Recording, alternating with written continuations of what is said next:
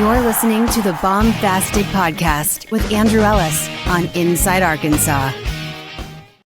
What's going on, everybody, and welcome back to the Baumbastic Podcast, presented by Inside Arkansas and hosted by Andrew Ellis. It is a Thursday. It is April 24th. Arkansas, in one day, will begin a three-game series against the Florida Gators in Gainesville, taking a trip down to the Swamp.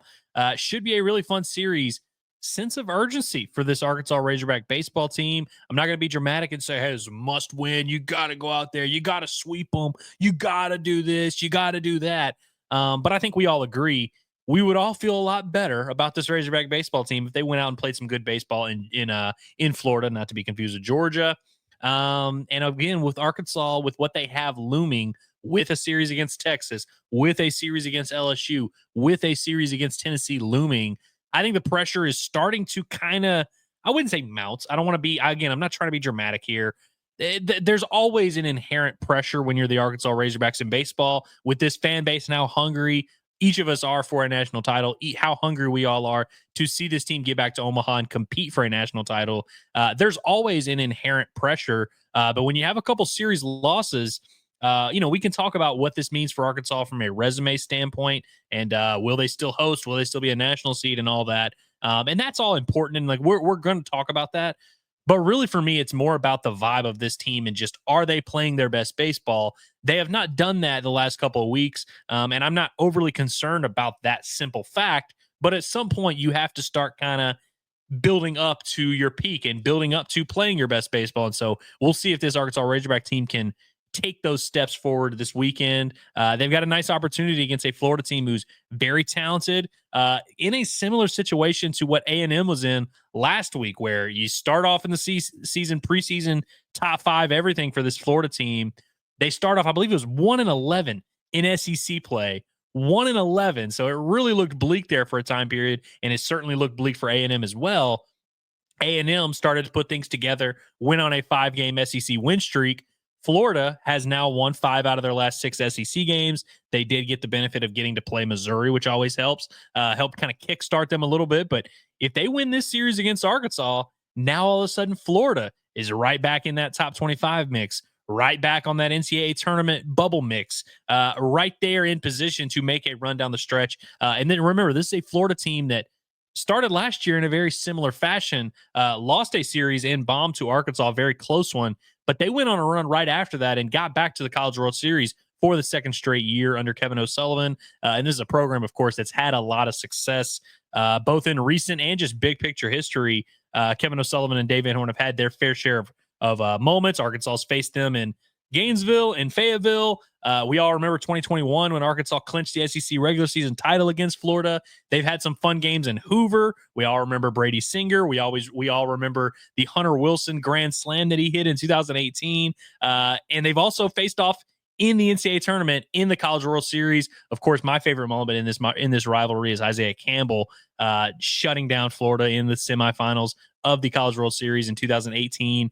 There's no shortage of big moments between these two programs. And so it's always, I always say, sometimes it's harder than others to kind of hype you guys up for a series and tell you, hey, no, this is a really cool thing. And these are two great teams. And I don't think I have to do too much of that this weekend.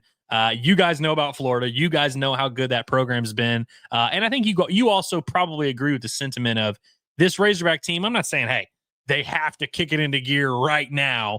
But we all kind of have our concerns. We want to see this team play well, and I think they could shut up a lot of doubt, shut up a lot of questions if they go out there and get the job done this weekend. And so we're going to talk about this series. We're also going to talk a little bit about the Arkansas side. And before we get into the matchup and how Florida matches up, some of their numbers, some of their top contributors and things of that nature, I want to talk about the Arkansas side of this series first.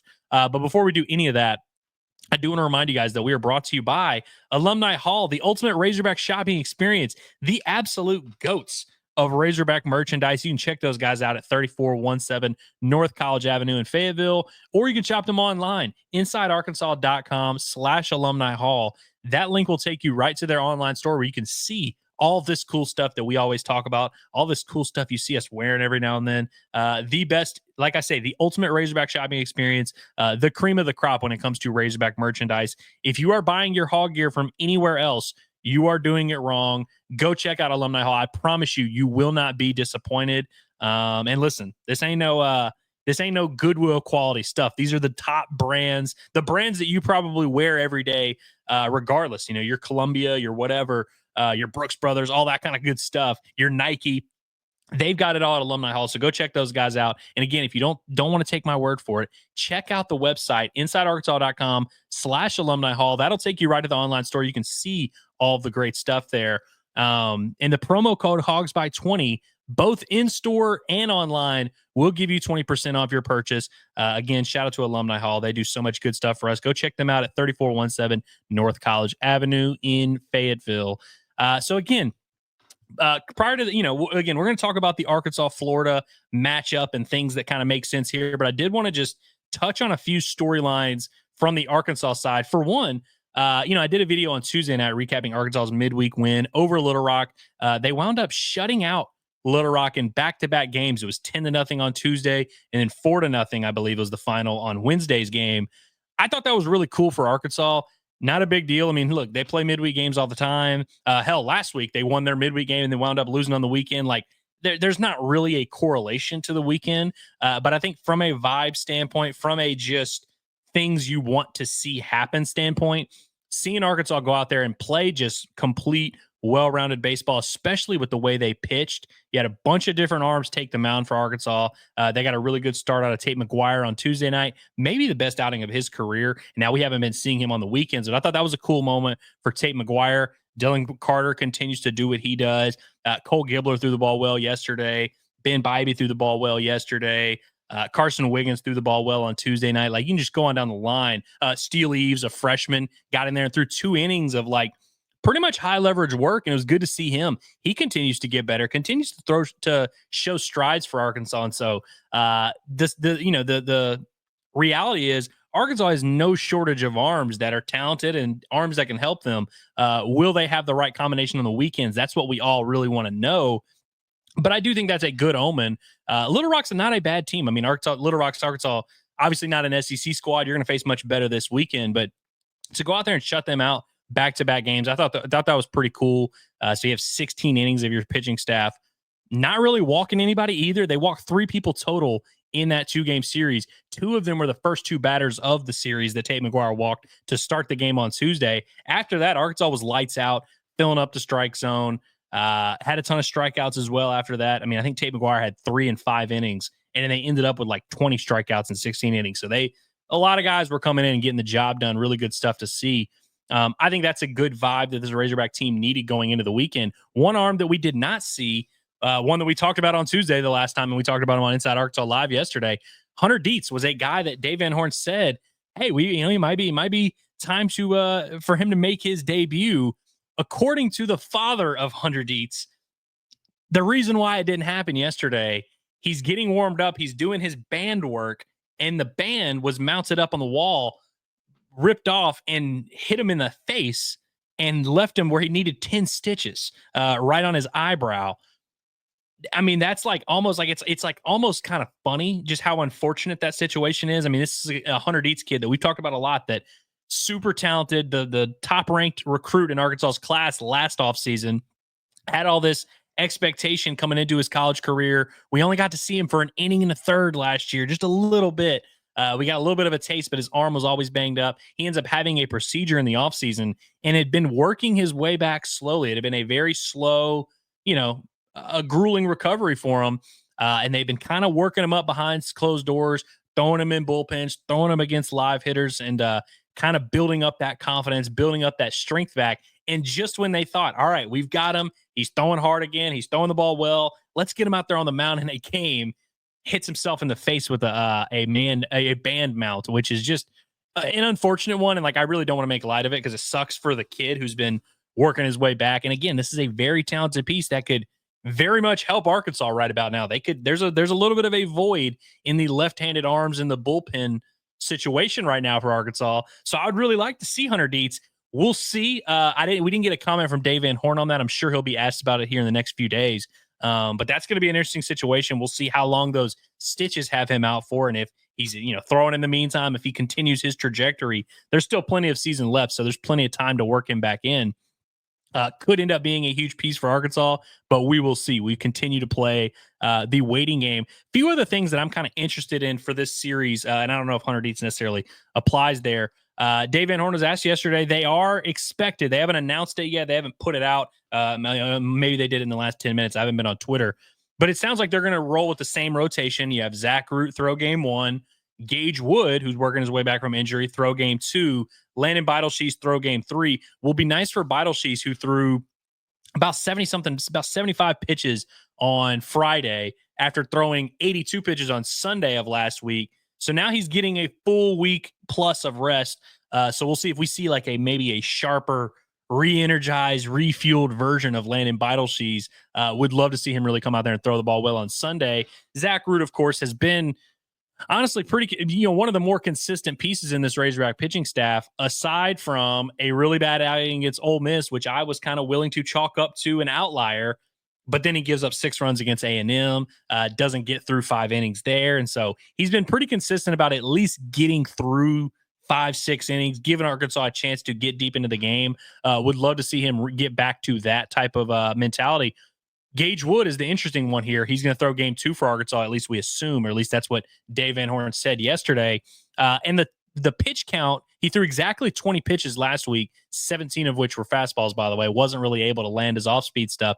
And Dave spoke about that. That's going to be kind of a big challenge for him. Like, take that next step, really get back to throwing all 3 of your 3-4 pitches you have, and mixing speeds, keeping hitters off balance.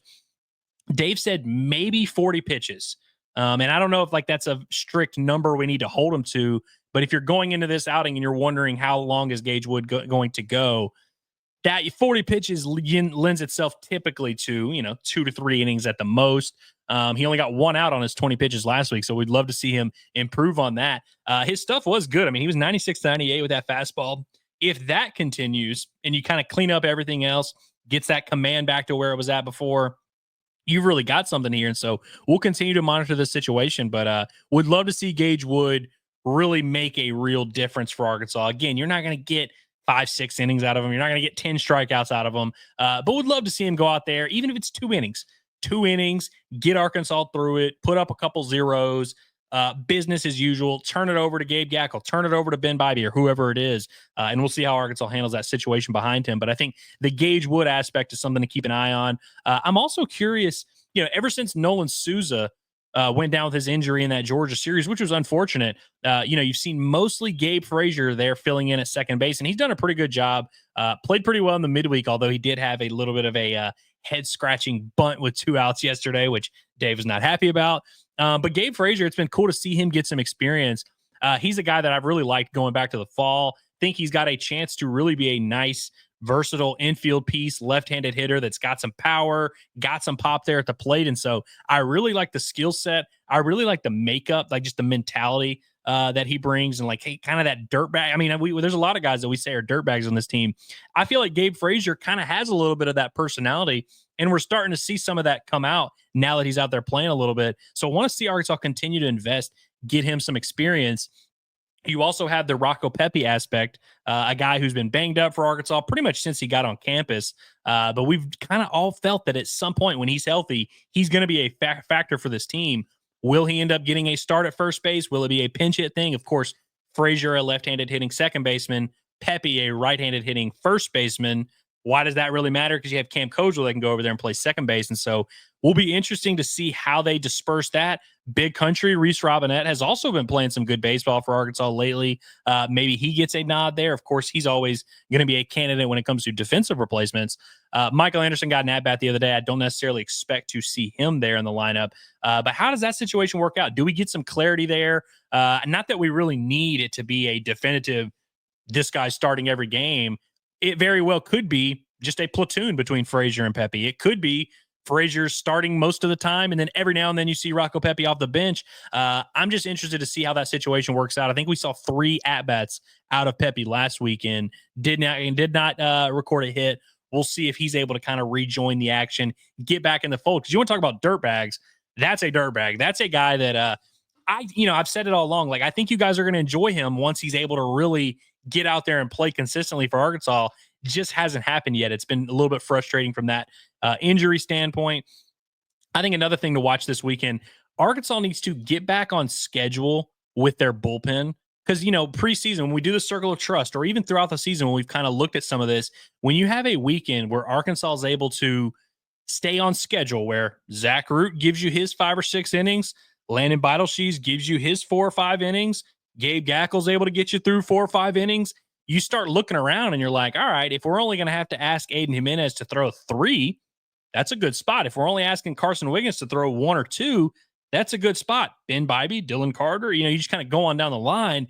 If you ask these guys to do a very short amount of work, they're going to be pretty good. And so Arkansas's had a lot of weekends in SEC play, even going back to the beginning of the year, where they stayed on schedule and were able to get to the game late with a lead and then kind of just attack it how they wanted. And we've seen them attack it in several different ways. Early on in the year, it was kind of Carson Wiggins as the setup with Christian Fouch as the closer. Aiden Jimenez kind of worked his way into there and took over that role. We've seen them use Wiggins to set up to Jimenez to close. We've seen Will McIntyre close the game. Like, we've seen them operate different ways, but you want to be the team that's in charge, that it's 5-2 in the 7th inning, and you have the arms that you have at your disposal, and you're able to kind of assess how you want to use them against A&M, and really with a lot of these series that have been affected by weather and bad starts and guys getting injured and whatever.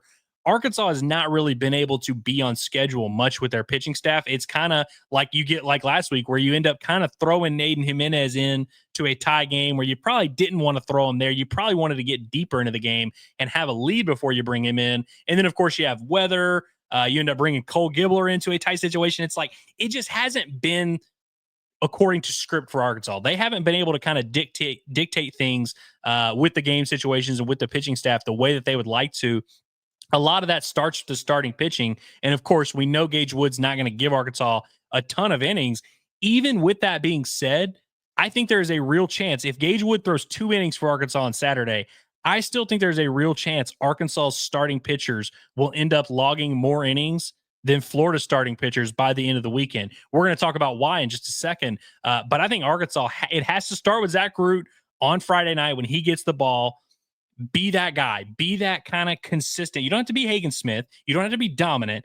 Get Arkansas deep into the ball game so that Dave Van Horn doesn't have to make a decision until inning 5, inning 6, where he really can think, all right, now here's the game situation. Here's who I want to go to. When you have your starters only get you through 3 innings like he did against Ole Miss, or 4 innings like he did last week against A&M, and you're kind of bringing them in mid-inning, you don't really get, like, that decision is kind of being made for you. I think it has to start with Zach Root. I think it has to finish up with guys like Wiggins, guys like Jimenez that do their jobs at the back end of the bullpen. I would love to see Arkansas get back to a little bit more, semblance of stability there. And by the way, it's not all because Arkansas's pitch bad. There's been a lot of weather dictating these series, dictating these games, and it's sort of put Arkansas behind the 8 ball a little bit. Would love to see that get cleaned up a little bit. Let's get into the numbers here and talk about how Arkansas and Florida match up. So we'll start with the hitting numbers. Again, these lineups do not face each other, but just kind of wanted to give you a brief rundown of what these teams look like on paper. Arkansas, of course, holding strong. Number 1 in the SEC with a .328 batting average. Number 1 in the SEC with a .433 on base percentage. Number 1 in the SEC with 9.5 runs scored per game. Arkansas is at 2nd in the SEC in slugging at .585. I believe that actually went up from 3 to 2 over the weekend.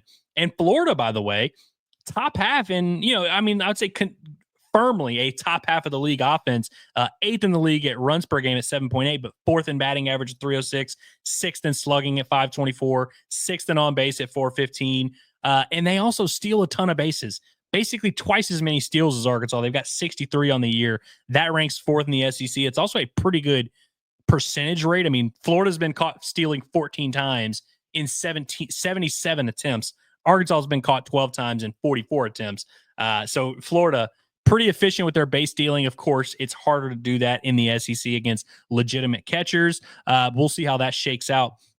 As far as the lineup for Florida, again, the numbers tell the story. It's a good lineup, good, well-rounded, solid.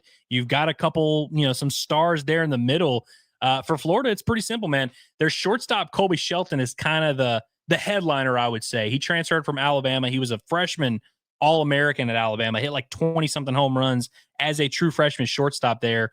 And now Alabama has a pretty damn good shortstop who's actually even better than him, weirdly enough. But Shelton was kind of one of the first big portal acquisitions I can remember in the SEC where like Florida just went out there and poached Bama's shortstop. And it's like, whoa. And then again, this is 2 years ago, which may not sound like that long ago. It was a big deal when it happened. We were all like, whoa, what the hell? So he goes to Florida where he had a pretty good solid sophomore year, hitting 376 with 7 home runs. And this is a guy with like 45, 50 home runs in his career. So 7 home runs actually doesn't tell the story of how dangerous that guy is. So he's one to keep an eye on. Their DH, Brody Donay, hitting 341 with 12 home runs, might be the best overall threat on the team. They've got a senior, Bobby Bozier, hitting 323 with 14 home runs. Their catcher, Luke Heyman, he swings the bat pretty well too. 9 home runs, 315 batting average. All those 4 guys I just listed, all 4 also hitting above 300 in SEC play. In Florida, by the way, if you were to put up their numbers where they rank in SEC play, the numbers themselves, the stats are different, but their ranking of 4th, 5th in the SEC, 5th, 6th in the SEC, it's right around that same mark there. And their top hitters in their lineup have not been exposed in SEC play by any means. They got a freshman, Brendan Lawson, hitting 331 with 8 home runs. He's also hitting 295 in SEC play. The one piece in this Florida lineup that I think you can make the argument has been quote unquote exposed in SEC play or struggled in SEC play, similar to how Brent Iredale a couple weeks ago, we were saying this about them. One of the biggest acquisitions Florida made this offseason was getting Miami transfer Blake Sear, an outfielder who hit like 20. And I don't remember what he hit home runs wise last year, but he had, I think, 34 home runs across 2 seasons at Miami and was a 300 hitter there. He's currently hitting 272 with 7 home runs on the year, which are, pretty fair numbers, but he's hitting 202 in SEC play, been kind of slowed up a little bit there. And so he's a dangerous one to watch. After him, and he's hitting somewhere in the middle of the Florida lineup. Once you get to the bottom, you have some more manageable outs there. Like they'll start a couple guys each weekend. They'll mix and match a little bit, start some defensive guys down there that are hitting in that 245 range. But at the top of the lineup, you've got your HD roofing and construction heavy hitters. You've got guys that are going to get drafted. You've got a big league shortstop. Like you've got everything you expect to see in the SEC.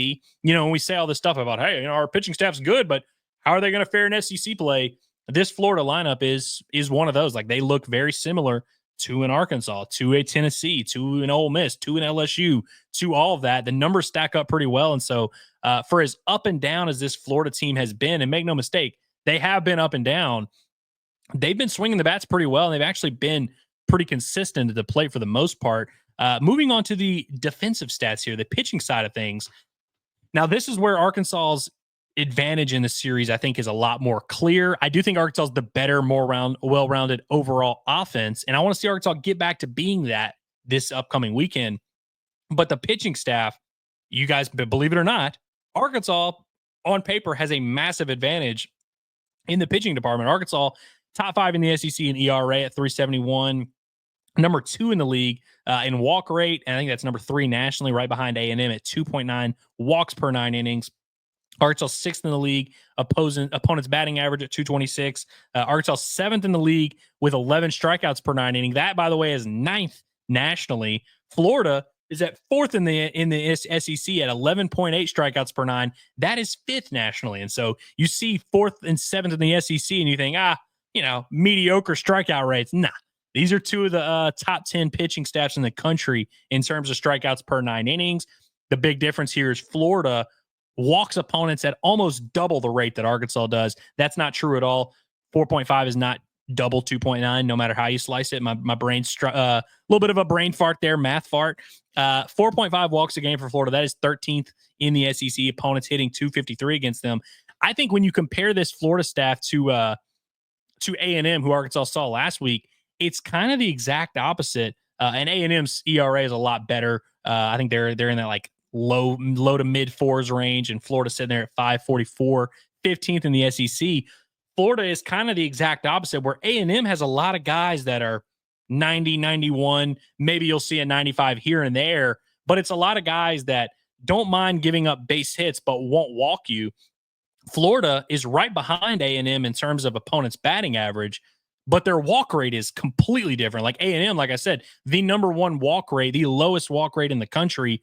Florida, the only team that walks more than them, I believe it's Georgia, Missouri, who like is way far and away worse than any other pitching staff. And I believe there's one other SEC team. What, I just pull up the numbers there.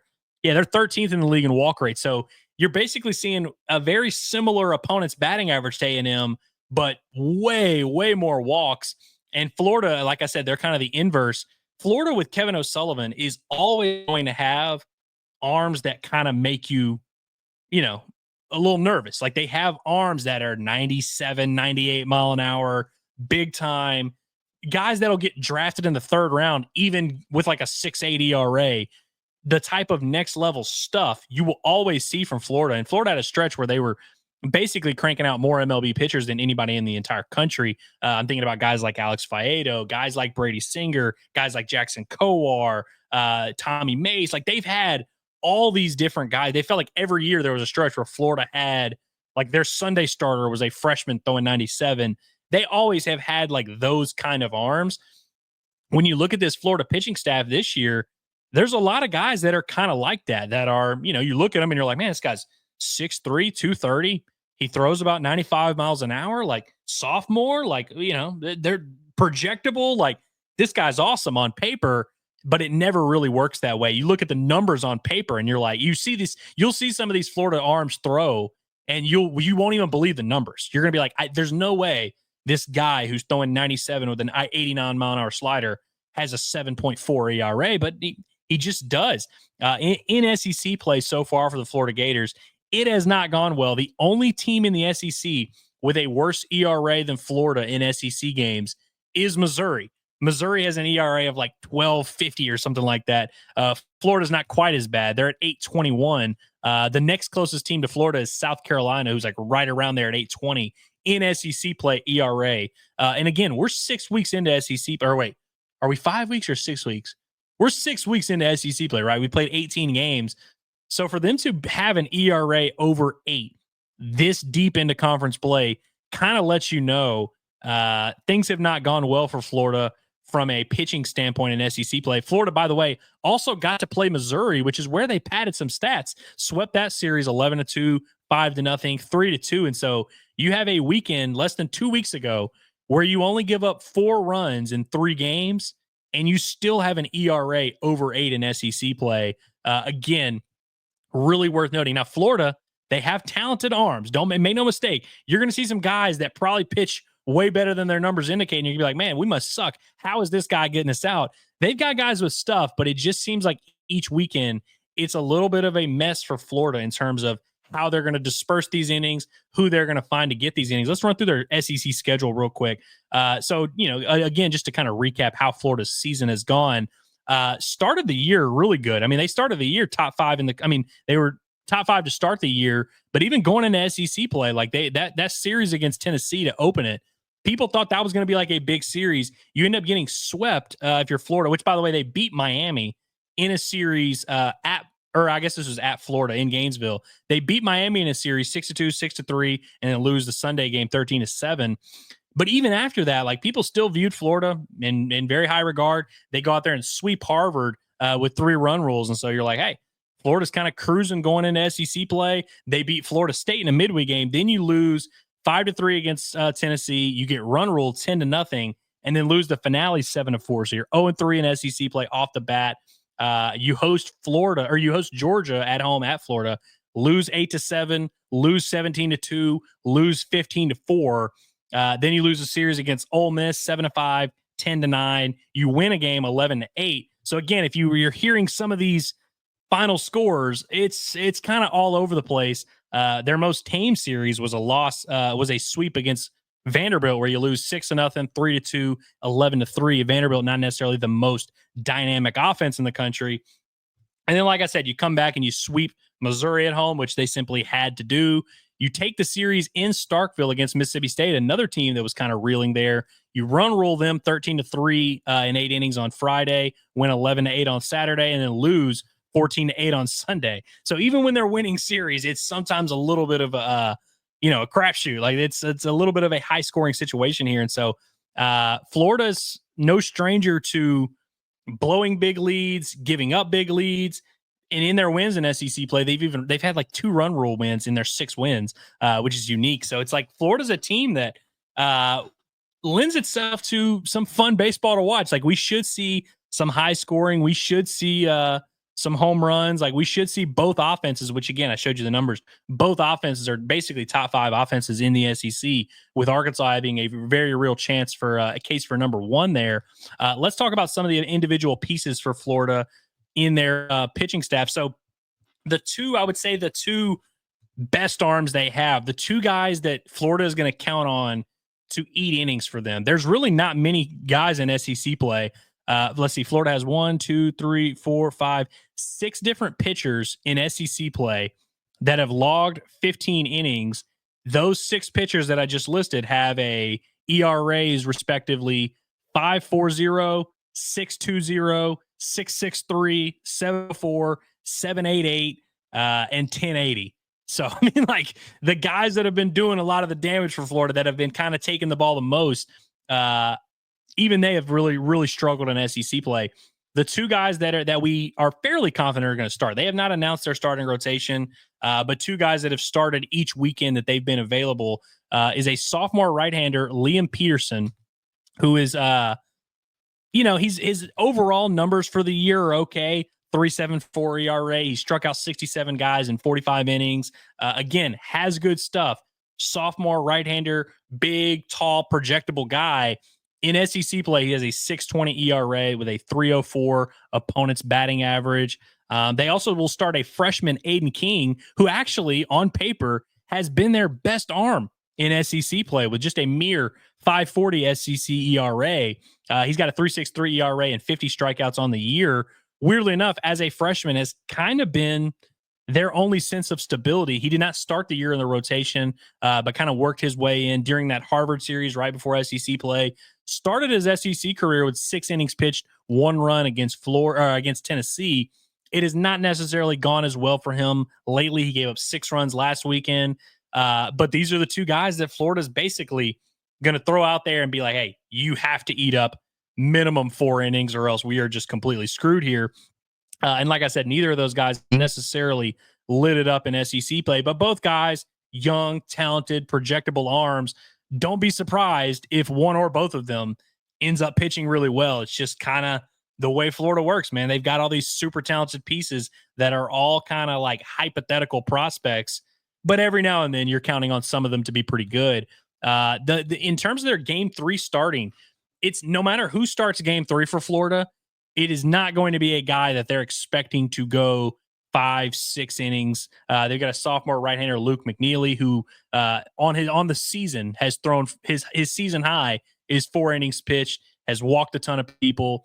He may get the start. They've started basically a different guy each of the last few weeks. Alex Philpott, another sophomore right-hander, is a guy that has made 2 starts for them in SEC play, has a 7.88 ERA in SEC play, also has some walk issues. Jake Clemente is a redshirt sophomore righty that started a couple games for them in SEC play, but he's also the only guy on this Florida pitching staff with multiple saves in SEC play. So I think they're probably going to leave him in the bullpen. One thing you may notice, I have not listed a left-handed pitcher yet. They have left-handed pitchers on their roster, guys that will probably throw at one point this series, but they do not have like a go-to lefty that consistently eats 4 or 5 innings for them. None of their guys who have thrown 15 innings in SEC play, none of those 6 guys I was talking about earlier, none of them are left-handed. And so that's kind of something interesting to note here, because typically, like, with Arkansas team that has some big left-handed bats, that's kind of what you're worried about. Weirdly enough, for A&M last week, it was the right-handed pitchers that came out of the bullpen and really shut Arkansas down. The only other arm I can really think of worth telling you guys about is junior right-handed pitcher Billy Barlow, who has thrown 15 innings in SEC play, has been like, and they'll use him twice a week in the SEC. He's kind of been their like most used reliever, but he has a 10.80 SEC ERA as well. And so, again, I've read off a lot of numbers here. Sorry if this is a little too stat heavy, but long story short, Florida's pitching staff has been an absolute disaster during SEC play, where, like I said, second worst ERA in the league behind only Missouri. This is a matchup where Arkansas needs to hit. And they should hit. I mean, Arkansas hit the ball pretty consistently, even against A&M, where you end up you scored 2 or 3 runs in the final game there. A little bit of a disappointing finish to the series. They still racked up 30 hits in the series. A&M just didn't walk them much, didn't give them many opportunities. A&M kind of forced Arkansas to earn everything they were given. That might not be the case this weekend against Florida. I'd love to sit there and say, hey, yeah, you better be ready. They're not going to walk you much. They're not going to put you on. Florida does play pretty good defense. They're one of the top, I think, 4th in the SEC in fielding percentage, but way up there in walks. Opponents are hitting like over 300 against them in SEC play. It's been a little bit of a disaster for Florida on the mound. Arkansas absolutely needs to take advantage of that. Arkansas needs to get deep into that bullpen. And again, once you get into the bullpen, it's not like they have a bunch of it really is. They basically throw guys out there and hope and pray they can get innings out of them.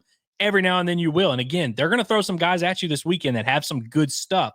So, they bring in a guy and you see his numbers and you see him throwing 95. Just know they're probably going to make a mistake at some point. And so it's kind of an interesting challenge for Arkansas, because as much as I just said, hey, Florida's probably going to throw you a bone, they're going to help you out a good bit. Arkansas can't go into this expecting that to happen.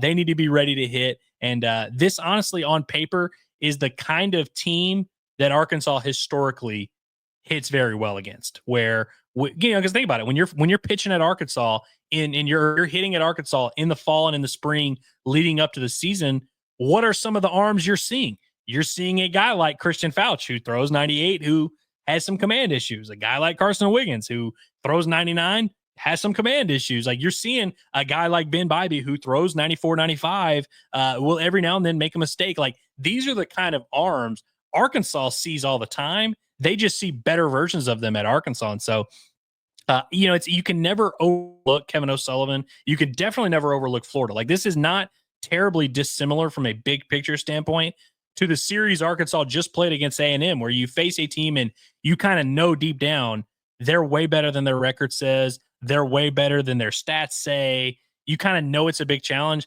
That all 100% applies to Florida. But when I look at this matchup on paper, there is absolutely no reason why Arkansas should not score a good bit of runs in at least a couple of these games. And we'll see. They're going to, Florida's going to have some desperation to them. If you look at Florida, by the way, currently sitting at 6-12 in SEC play. And we always say, you basically, if you're going to try and make the tournament as an at-large team, 13 SEC wins is kind of the minimum, and you probably need to do a little bit more. You probably need to get to 14, 15 to feel safe. But if I'm looking at Florida, they're at 6-12 right now. Of course, you've got a series against Arkansas, and then you go to the road to South Carolina on the road. That's a series, if you're Florida, you absolutely have to take advantage of. They were able to sweep Missouri, so you'd imagine, could very well go out there and sweep South Carolina, but easier said than done. And then you got Texas in Austin coming after South Carolina. And so there's a lot of pressure on Florida here, where you lose this series if you're Florida, and let's say you lose 2 out of 3, so you're 7-14. Then let's say you sweep South Carolina and you're 10-14. You still need to go on the road at Texas. Seen some really good teams. I mean, LSU lost a series there. Georgia got swept there. Auburn just got swept there as well. That's a dangerous series, and you're 10-14. Like, there's not a ton of margin for error. Getting one win is going to be kind of tough there.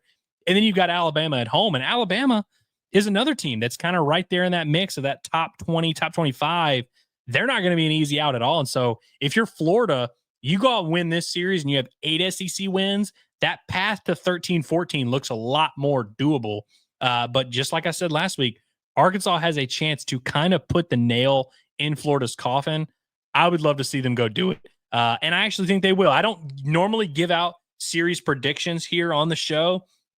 I am predicting Arkansas to win game 1 and game 3 of this series in Gainesville. I think they will get it done. And I'm not saying, look, again, I said it at the beginning, I'm not trying to be dramatic. I'm not even saying Arkansas needs to win. I would love to see Arkansas play well, just to kind of know that it's still in there. Arkansas is going to have plenty of opportunities after this, but I think they will get back on track with a nice series win at Florida, kind of restore some faith in that fan base, get some more people excited. Maybe some people will be able to exhale a little bit. Maybe the comments won't be as grim as they've been for the last few weeks. But I think they got a chance to do it, and I think they will go out and do it.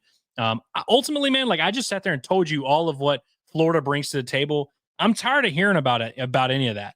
Like, I'm tired of hearing about what other teams can do to Arkansas.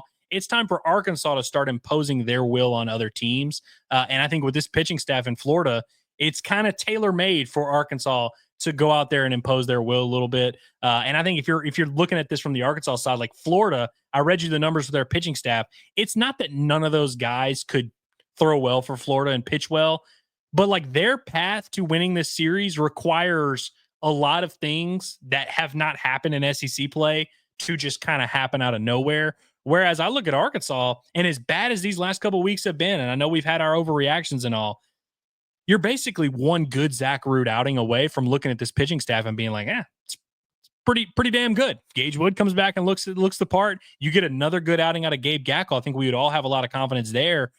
I just don't think Arkansas's path is that crazy. I think Arkansas could actually kind of dominate this series. We'll see how it plays out, but I'm excited to watch these games, excited to see if Arkansas can get back to their winning ways. And I appreciate you guys kicking it here with me on this Thursday preview edition. I swear, every time I start, not every single show, but when I start some of these preview shows, I'm always like, all right, I can get this done in under 30 minutes. Like it shouldn't take me that long. And now here I look up and we're over 40 minutes. So for anyone that stuck around, Real Ball Knower, really appreciate you. Hope you enjoyed this edition of the Florida preview. And I can't wait to cover a series win, which is coming this weekend, like I have guaranteed here on the podcast. So appreciate you guys for listening, for real. Appreciate your support for Arkansas baseball, man. I understand that things haven't been great these last couple of weeks. We're all kind of nervous. We've all got that pit in our stomach because we don't want the postseason disappointment to happen. And I understand that. But promise me that you guys will at least try to enjoy the process. And hopefully the Diamond Hogs give us something to enjoy this weekend. But if not, we will still cover it here on the Baumbastic Podcast regardless. So make sure you're subscribed. Make sure you leave this video a like and a thumbs up and all that good stuff. Leave us a great 5-star, at least 5-star review on Apple or Spotify or wherever you can review us. Really appreciate you guys for tapping in, man. We will be back tomorrow to recap game 1 of the series. Hopefully it goes well.